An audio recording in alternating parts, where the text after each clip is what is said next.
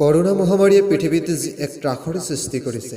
তাকে লৈ দিব্য গগৈৰ ৰচিত এটি কবিতা কুশলে আছনে আই, আবৃত্তি হেনৰি ফুকন।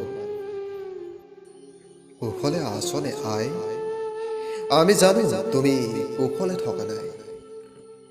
ভয় লাগে সুধিবলৈ, কাৰণ চৌদিশে মৃত্যুৰ কিৰিলি। তমসাবিত্ত এতিয়া ৰং চঙে তোমাৰ বুকুৰ যান্ত্ৰিকতাৰ কোলাহল।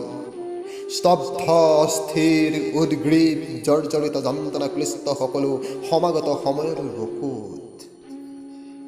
নিয়তিৰ কুটিল কৰাল উল্লাসত অৱৰুদ্ধ পক্ষীৰ যেন নিনাদিত কলেৰা। নিয়তিৰ কুটিল আহ্বানত দিহান জৰ্জৰিত আমি সকলোবোৰ।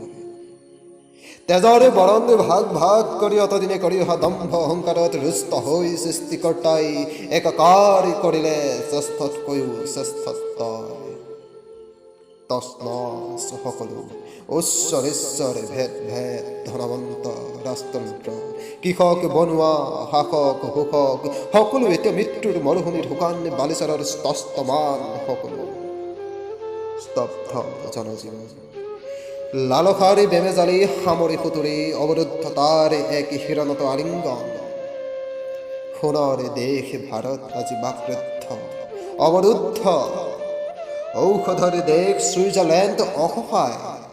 প্ৰযুক্তিৰ দেশ জাৰ্মানী নিৰুপায়। মানৱতাৰ দেশ ইটালীয়ে কান্দিছে আৰু ক্ষমতাৰ দেশ আমেৰিকাও দিগ্ভ্ৰান্ত নিস্তব্ধ। চৌদিশে মৃত্যুৰ কিৰিলি। বিভীষিকাৰ মহাপ্লাৱনেৰে প্লাৱিত সকলো ধুনীয়া পৃথিৱীখন হঠাৎ আক্ৰান্ত অচিন ৰোগত। প্ৰতিনিয়ত প্ৰতিপল ভয় শংকা মৃত্যুৰ জঞ্জৰ অবাধ প্ৰতিফলন। কালৰ কুটিল কৰালগ্ৰাসত স্নায়ৱিক কালসন্ধান নামি আহিল অপ্ৰতিৰোধ্য আৰু অপ্ৰতিদ্বন্দ্বিত ৰূপত। সূচনা হ'ব নেকি এক নতুন যুগৰ? কেনে আছা আই, মই জানো তুমি কুশলে থকা নাই।